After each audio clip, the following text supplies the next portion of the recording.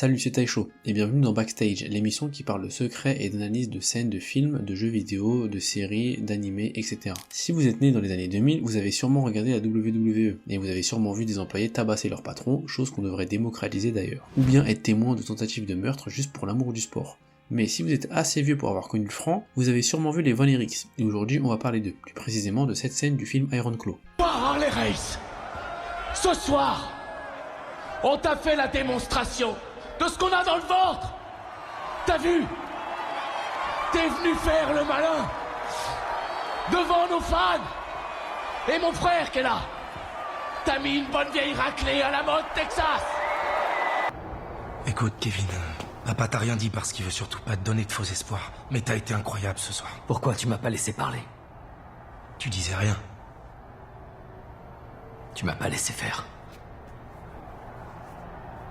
Iron Claw est un biopic sur la vraie histoire de la malédiction de la famille des Von Erich et leur tragique histoire dans le catch, à travers le prisme de Kevin Von Erich, le deuxième frère qui est le protagoniste de ce film. Et si j'ai choisi cette scène, c'est pour vous parler de lui et plus particulièrement expliquer pourquoi Kevin n'est pas le protagoniste de The Iron Claw. Tout d'abord, définissons ce qu'est un protagoniste. Un protagoniste est un personnage qui dirige l'intrigue. Il cherche à valider l'objectif principal de l'histoire, et à travers celle-ci, la personnalité du protagoniste va changer, comme Ichigo, Tony Soprano ou bien Anakin Skywalker.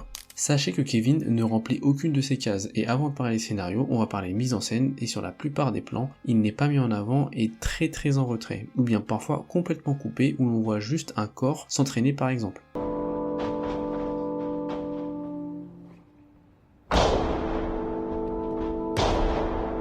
Aussi, les réalisateurs ont fait en sorte que Kevin soit là physiquement, énorme, musclé, massif, mais en réalité, dans son esprit, il est tellement ailleurs. Il parle très peu, la plupart de ses émotions passent uniquement par son regard, et ça vient de son éducation. Son père, Fritz Von Erich, c'était l'incarnation du macho.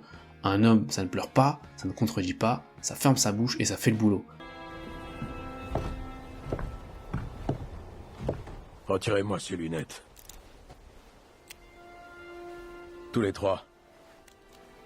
On se cache pas. Et je veux pas voir de larmes. Il allait même jusqu'à classer ses fils à table. Nous savons tous que Kerry est mon préféré, puis Kevin, David et Mike. Mais ce classement peut toujours changer.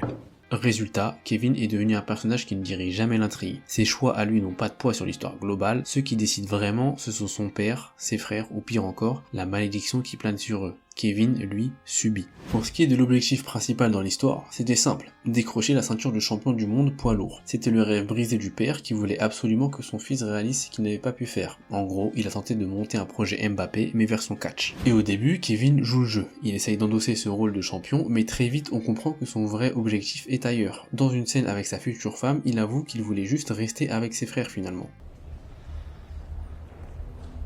Mais j'ai jamais vraiment voulu devenir champion. Tout ce que je veux, tu vois, c'est être avec vous. Et c'est exactement ce que montre le film. Au début, tout est centré sur le catch, puis au fur et à mesure de l'histoire, il y a de moins en moins de scènes de catch, comme si la flamme de Kevin s'est éteinte. D'ailleurs, il y a cette scène clé où il se bat pour la ceinture champion du monde poids lourd contre Ric Flair, mais il finit par saboter son propre match, complètement débordé par ses émotions lorsque son frère était mort.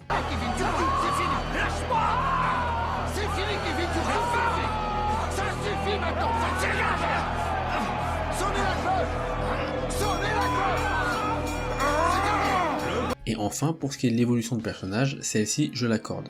Sa personnalité change, il remplit cette case, mais il y a toujours un mais. Cela se passe à la dernière scène du film et on aperçoit ce changement quand tous ses frères sont morts, quand il ne reste plus aucun protagoniste. Et ce changement est mineur, on voit juste Kevin qui accepte de pleurer, lui qui retenait l'équivalent des larmes de 4 enterrements douloureux. Mais encore une fois, un protagoniste, à la fin du film, se doit d'être victorieux après avoir rempli son objectif. Lui malheureusement change car il a échoué dans son objectif de vouloir être juste auprès de ses frères. Le personnage de Kevin est construit comme un side caractère, exactement comme dans la vraie vie. C'est le protagoniste par défaut, au début il est désigné comme l'héritier de son père, mais dès que ses frères prennent de la place, il est mis de côté malgré tous ses efforts. Kerry, par exemple, finit par décrocher la ceinture, mais juste pour une courte période. Et le pire, Kerry a été choisi au pile ou face, comme si dès le départ, le sort était contre lui. Kevin n'est pas le protagoniste, il est le personnage principal, et la différence elle est simple. Le protagoniste fait avancer l'intrigue, alors que le personnage principal, lui, il a subi. Et Kevin subit la malédiction, la vie, et même ses propres frères qui, chacun à leur manière, ont brillé là où lui est resté dans l'ombre. Mais c'est lui qu'on suit du début à la fin, c'est lui qui raconte, parce que au fond, comme on le dit souvent, les vainqueurs l'écrivent, et les vaincus racontent l'histoire.